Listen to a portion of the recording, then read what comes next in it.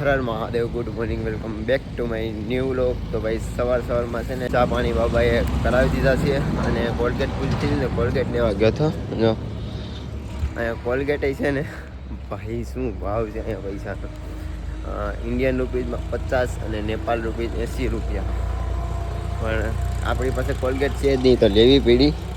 મોટી છે મારી પાસે 10 વાળી હતી. મને એમ છે આ છે ને આપણે ઇન્ડિયામાં 20 રૂપિયા લગભગ લેતા હશે, કાં પછી 30-40 લેતા ખબર નહીં. બટ અહીંયા 80 રૂપિયા લીધા છે નેપાલમાં. ઇન્ડિયાના માન લો 50 રૂપિયા.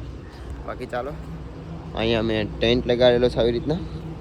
સામાન પેક કરીએ ને પછી પાછા નીકળીએ કાઠમાંડુ તરફ. ફાઇનલી દોસ્તો સામાન પેક થઈ ગયો છે અને અમારા ભાઈ તો વિડીયો બનાવે છે. હજી છે ને શીખે છે, નવો છે તો બોલે પાછો અટકાઈ જાય, પાછો બોલે પાછો અટકાઈ જાય. બાકી અહીંથી છે હવે કાઠમાંડુ જવાનો રસ્તો સીધો. ચાલો બાબા પાસેથી આશીર્વાદ લઈ લે ને પછી નીકળીએ. ફૂલ તો ભાઈ કાંઈ ખટે નહીં, એકથી એક ફૂલ છે બાબા. चलो जय सिया राम. हम निकलते हैं अब यहाँ से काठमांडू. ठीक है, धन्यवाद बाबा. तो चलो भाई अब यहाँ से निकलते हैं काठमांडू की तरफ. है भाई फोटो खींच लीजिएगा. अच्छा फोटो खींचना है, ठीक है फोटो खींच देंगे. और क्या. और भाई का सामान तो देखो, भाई ने क्या सामान. भाई जो बंदे देते हैं ना वो सब रखता जा रहा है. मतलब भाई ये ना थोड़ा सा एक काम करना, तेरे को कंबल चाहिए क्या? एक कंबल. तेरे पास और कंबल नहीं है क्या? स्लीपिंग बैग में बहुत गर्म रहता है. अगर नहीं चाहिए तो बाबा को दे दे. भाई तो क्यों उठा रहा है इतना सामान? स्लीपिंग बैग तेरे पास है तो उससे ज़्यादा क्या चाहिए तेरे को? निकालना पड़ेगा. निकाल के दे दे. ऐसे सामान इकट्ठे रखेगा तो कितना क्या करेगा, पागल हो जाएगा पूरा. स्लीपिंग बैग में गर्म लगता है भाई. स्लीपिंग बैग हमारे लिए बेस्ट है, हमारे लिए इतना है वो भी बड़ी बात है. आधे लोगों के पास वो चीज़ होती ही नहीं है. ठीक है मेरा वीडियो बना दीजिएगा.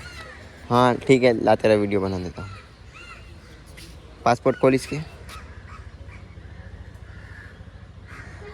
अच्छा चल ठीक है,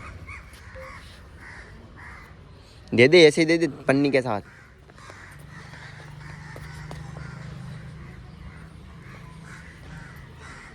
बाबा ये कंबल आप रख लो.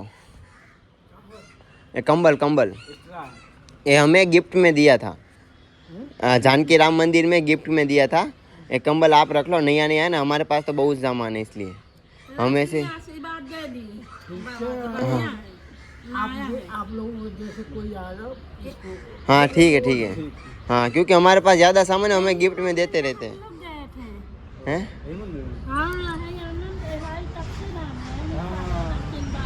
हाँ जानकी राम मंदिर. हाँ हम भी वहाँ पे गए थे. वहाँ पे सर लोगों से मिले थे तो हमें गिफ्ट में दिया था. 100 रुपया दिए थे. हाँ वही हमने हमको मिला है. कंबल अच्छा है. हाँ अच्छा है. चलो बाबा जय सिया राम. किसी को ना दीजिएगा. 10 થી 20 કિલોમીટર સાયકલ ચલાવેલી. રસ્તો સારો હતો ને હવે આવ્યો છે ઓફરોડિંગ સાવ અને ચડાઈ પૂરેપૂરી. તો આવી રીતના ચડવાનું છે. અહીંથી આમ ફરતું આવવાનું, અહીંથી આમ ચડવાનું, અહીંથી આમ પાછું. ને હાવ ધૂળ જ છે, મતલબ હાલત ખરાબ થઈ જવાની છે. ને કમસે કમ 100 થી 200 કિલોમીટર છે. હવે જોઈએ છે ને ઘણા લોકો, નેપાળના લોકોએ તેમ કીધું કે આ રસ્તો તમે પાર જ નહીં કરી શકો. બટ એ લોકોને શું ખબર કે હું ગુજરાતી છું, મહારાષ્ટ્ર પૂરું કરીને આવું તો આ તો શું કહેવાય. બાકી ચાલો ધીમે ધીમે ચાલીએ. અને અહીંયા ફોરો ખાઈ લીધો છે ને હવે નીકળીએ આપણે. આ છે નેપાળનો ફ્લેગ. અમને એક સરે આપ્યો હતો અમારા માટે, સેફટી માટે. ઇન્ડિયા અને નેપાળ એમાં ઘણા લોકો દેશ વિરોધી હોય તો એના માટે બેસ્ટ છે. હાલત આજે ખટારા ધૂળ ઉડાડે ને એની જ હાલત ખરાબ થવાની છે અમારી. તો ચાલો નીકળીએ મહાદેવનું નામ લઈને. મારી સાથે જે ભાઈ છે ને એની તો હાવ હાલત ખરાબ થઈ જશે, એમ કે એને છે ને વધારે તડકો લાગે ને હજી રસ્તો બને છે એટલે છે ને ઓફરોડિંગ જ કરવું પડે એમ છે. ઠેઠ લગન ચડાવે ઓફરોડિંગ જ છે ને. માનો 10-20 કિલોમીટર વાત ઠીક છે, 100 થી 150, 200 કિલોમીટર છે. અહીંયા છે ને ખાયું છે ને આવી જ છે સમજો.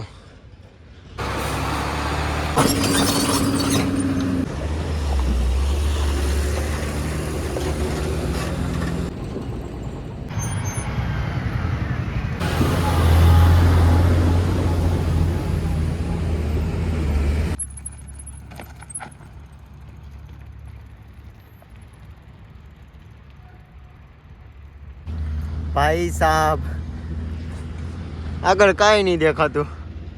હવે પૂરો થઈ ગઈ, બધું ધૂળ ધૂળ થઈ ગયું.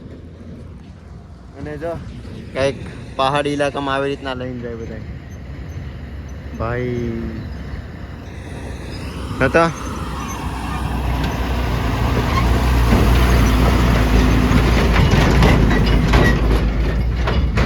કાંઈ નહીં દેખાતું. ચાલો ધીમે ધીમે કરી સાયકલ આગળ પહોંચાવી. આવી જ રીતના રસ્તો છે અને ગુજરાતનો પહેલો ગુજરાતી પાછો આવું એવું બને નહીં.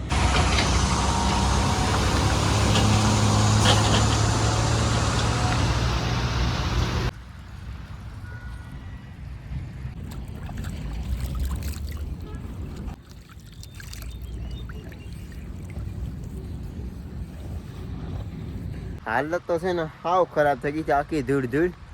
સાયકલ અમે ત્યાં મૂકી દીધી છે. અત્યારે ધંધો છે ને ત્યાં ટ્રક પાસે ને અત્યારે છે ને મોઢું ધોવા આવી આવ્યા છીએ ને છે ને પાણી તો કંઈક શું મસ્ત નીર પાણી છે ને એટલા અહીંયા મોઢું ધોવાનું આવ્યા હતા. અહીંયા કેમ્પિંગ કરવાનું પણ મન હતું બટ અહીંયા છે ને અજાણ્યો એરિયો છે એટલે કેમ્પિંગ નથી કર્યો. અને સુરત દાદા શું ચમકે છે. હાથ પગને ધોઈ લીધા છે અને ભાઈ હવે કાંઈ કેમ લાગે છે હાઈસ પણ ફ્રેશ થઈ ગયો ને પાછવાળી ધૂળ ધૂળ થઈ જાય. એમ કે રસ્તો છે ને એવો ને એવો છે ઓફ રોડિંગ ને ટ્રાફિક પણ જો આવી રીતના થાય છે.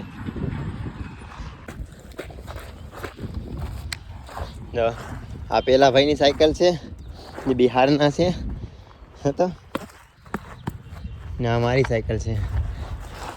આમાં હતો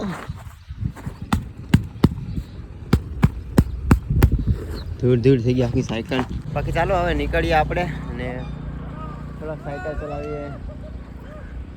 હું છે ને હાથ પગ ધોઈને પહોંચી પણ ગયો જો ને એ છે ને ક્યારનો વિડીયો બનાવે છે જો હજી આ ન્યા ને ન્યા છે.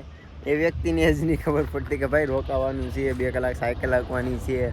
તો ચાલો આપણે છે ને થોડાક આગળ હાલીએ અને આપણા ઠેકાણે પહોંચીએ, ક્યાંક રોકાવાની સુવિધા કરીએ. મતલબ એ માણસને ખબર જ નહીં પડતી. બિહારી છે બટ બિહારના લોકો સારા છે પણ આ ભાઈને છે ને પહેલી વખત યાત્રા કરવા નીકળ્યો છે.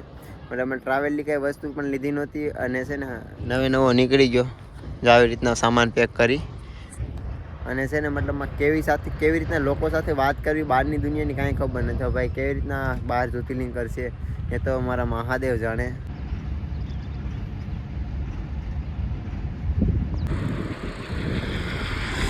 થોડોક રસ્તો સારો આવ્યો છે, મનને કાંઈક શાંતિ થઈ ગઈ ને ભાઈના નજારા તો જો અહીંયા જંગલ જ છે પણ ઝાડવા બધા છે ને સીધા જ છે. બાકી જોઈએ છે હવે કેટલોક રસ્તો સારો છે. એમ કે ત્યારે આ રોડનું કામ ચાલુ છે એટલે થોડોક બનાવેલ છે. અહીંયા જ્યારના એન્ટ્રી કર્યા ને અમે ત્યારના રસ્તામાં થોડોક જ જોવા મળ્યો છે. પાછવાળી ખરાબ આવી જશે ત્યાં લગન ઘડીક મજા લઈ લે આ રસ્તાને, પછી ઓફરોડિંગ જ કરવાનું છે.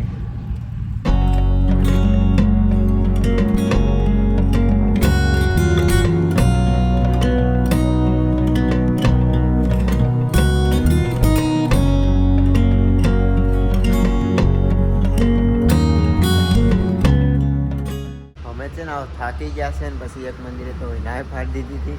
પછી આપણા મહાદેવનું એ મંદિર મળ્યું છે તો બસ અહીંયા અંદર આવી પંડિતજીને પૂછ્યું ને પંડિતજી કીધું ઠીક છે રોકાઈ જાઓ. તો અહીંયા મેં સાયકલ મૂકી દીધી અને મારું ટેન્ટ નાખ્યું ને અહીંયા નાખ્યું ભાઈનું. બાકી આ છે ને ખાવાનું હાથે જ બનાવવાનું છે એટલે રાઈસ લો. હું તો બટેટા ડુંગળી બધું ખાઈ લો પણ આપણી સાથે આ બિહારી છે ને એ ભાઈને યાર સિસ્ટમ જ અલગ સારી. એ કે હું બટેટા ભાવતા નથી, હવે એને આ ટૂંકક લેવા જવું જોશે એની સાથે. એમ કે ભાઈ યાત્રા કરીએ તો ખાવું જરૂરી છે. હવે એને એ નહીં ખબર ગરીબ માણસની ઘરે રોકાણ હોય તો એના બટેટા ડુંગળી જ મળે.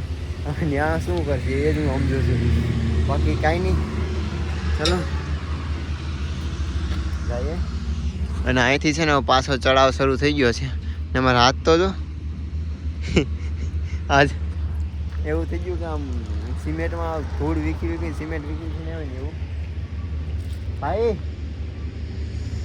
આજા સારું છે. અમારે છે ને કાઠમાંડુ તક અમારા ભાઈ હારે છે ભેળો હોય ને આ મારે હારે આખા ભારત યાત્રામાં હું ગાંડો થઈ જાઉં. ગાંડો નહીં ઘરે જ વયો જાઉં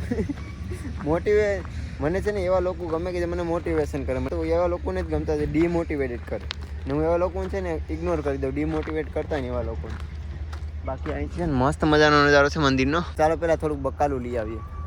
બકાલું લઈ આવ્યા છે ને સુધારી અને શાક કરવા મૂક્યું છે. જો વાટો ને ફ્લાવર ને એવું બધું લેવા હતા ને મસાલો બધો મારી પાસે છે જ. ને ભાઈ પાસે પણ સેમ જ ગેસ છે તો એમાં ભાત મૂકી દીધા છે. બાકી આ બે સડી જાય ત્યાં લગનમાં હું છે ને થોડોક પોરો ખાઈ લઉં ને પછી છે ને શાક સડી જાય પછી હું નાહી આવું. કેમ કે છે ને ભાઈને શાકની નહીં ખબર પડે એટલે મારે જ છેડવું પડશે. જો તો ખાવાનું બને છે અને ત્યાં લગનમાં નાહી ધોઈ નાખું પછી ખાય ને આજ અહીંયા જ રહેવાનું છે રાત આખી. ને સવારમાં નીકળશું પાછા કાઠમાંડુ તરફ. અને આ ટાઈપ એક મંદિરનો શણગાર છે. જો મસ્ત મંદિર લાગે છે ને આવી કંઈક ખુલ્લી જગ્યા છે. અહીંયા મેડેન નાખેલું છે અહીંયા નાખે છે ભાઈએ. હા ભાઈ જો મોબાઈલમાં જ મથે બીજું ભાઈ કોઈ તો કામ કર લે દેખ. इसलिए भाई बोलता हूँ को पहले देख ले. કાંઈ નહીં ભાઈ, ચાલો હું નાહી ધોઈ નાખું ને મળીએ સવારમાં. અને હા, વિડીયો સારો લાગ્યો હોય તો પ્લીઝ લાઈક કોમેન્ટ ને શેર કરજો અને સબસ્ક્રાઈબ કરવાનું ભૂલતા નહીં. બાકી હર હર મહાદેવ, જય ભારત.